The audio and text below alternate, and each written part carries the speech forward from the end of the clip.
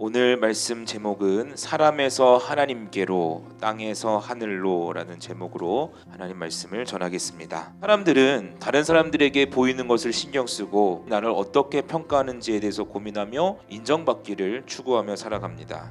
인간의 이런 습성이 믿는 사람들에게도 나타나는 모습입니다. 오늘 산상수훈 말씀에서 예수님은 이러한 위선적인 행위, 즉 사람에게 보이려고 하는 행동들을 엄히 경고하십니다. 당시의 대표적인 행위들은 바로 구제와 기도와 금식이었습니다. 유대교에서 구제는 경건 생활의 핵심 중 하나였습니다. 대중들에게 큰 인기를 얻을 수 있었기 때문에 사람에게 보이려고 구제하는 경우가 많았습니다. 기도도 마찬가지였습니다. 사람에게 보이려고 큰 거리에 서서 기도하기를 좋아했습니다. 금식 또한 사람에게 드러내기 위해 면도도 안 하고 죄를 뒤집어 쓰는 등 얼굴을 흉하게 했습니다. 예수님이 바로 이런 모습들을 경고하셨습니다. 마치 나팔을 부는 것처럼 사람들에게 인정받기 위한 그 경건의 외적 행위로는 하나님께 상을 받을 수 없다는 말씀입니다.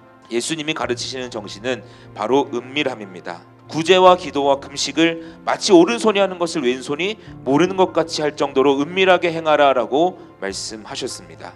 우리가 은밀하게 행한 선행과 그 경건의 모습들은 하나님이 분명히 기억하시고 갚아주실 것이라고 약속하셨습니다. 오늘 말씀을 기억하며 하나님이 기억하신다라는 것을 잊지 마시기를 바랍니다. 기도도 마찬가지입니다. 우리가 바른 중심을 가지고 기도해야 됩니다. 기도는 하나님 앞에서 하는 겁니다. 말씀대로 골방에 들어가서 은밀한 가운데 계신 그 주님을 만나야 됩니다. 우리의 중심과 목적이 바로 하나님께 향해 있어야 됩니다. 그래서 예수님은 바른 이 기도의 모습에 대해서 덧붙이셨습니다. 기도할 때에 이방인들과 같이 중언부언하지 말라라고 말씀하십니다. 이 중언부언이라는 말이 원어로 보면 무의미한 말의 반복이라고 합니다.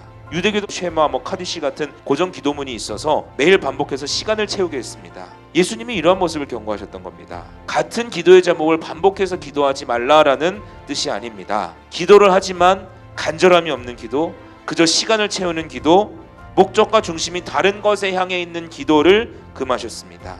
오늘 저와 여러분의 기도가 간절한 열망을 가지고 하나님 앞에 진심을 다해 전심으로 드리는 기도가 되기를 간절히 소망합니다. 9절부터는 우리가 잘 아는 또 우리가 기도해야 될 표준인 주기도문을 소개하십니다. 이 새로운 기도는 분명하고 확실한 그 신앙과 가치관을 바탕으로 한 문장 한 문장을 진실되이 고백할 수 있도록 제시해 주셨습니다. 그리고 16절부터는 금식에 대한 바른 정신을 말씀해 주십니다. 제자들에게 표를 내지 말고 금식을 하지 않는 사람처럼 머리에 기름을 바르고 또 외형을 깨끗이 씻으라고 말씀하셨습니다. 그래서 구제도 기도도 금식도 그 어떤 모습도 사람에게 보이려 행하려는 것이 아니라 오직 하나님 앞에서 진심으로 전심으로 감당해야 됩니다. 19절부터 끝절까지는 마음의 주인에 대한 가르침입니다. 예수님은 제자들과 당시 그리스도인들을 사로잡는 세상의 매력, 즉 물질의 마음이 얼마나 이끌리는지에 대해서 알고 계셨습니다.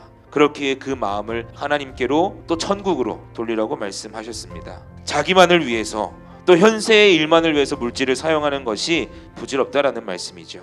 그래서 그리스도인의 바른 재물관은 우리에게 주신 그 축복을 나누고 베풀며 하나님께 드리는 것을 기뻐해야 합니다. 우리는 천국 백성으로서 하늘의 보물을 쌓아야 될 줄로 믿습니다. 사랑하는 성도 여러분, 오늘 말씀을 통해서 하나님이 무엇을 말씀하십니까? 우리의 시선과 마음을 사람에게서 하나님께로, 또 이 땅의 소망을 이 땅에서 하늘로 온전히 향해야 합니다. 우리 그리스도인의 인생과 신앙생활은 점점점 그렇게 옮겨지는 과정입니다. 우리 주님께서 말씀하신 대로 그의 나라와 그의 의를 구하는 자에게 그 인생의 모든 것을 책임져 주시는 축복을 더해 주실 줄로 믿습니다. 하나님을 바라보며 땅이 아닌 천국을 바라보는 금난의 성도님들 되시기를 간절히 소망합니다.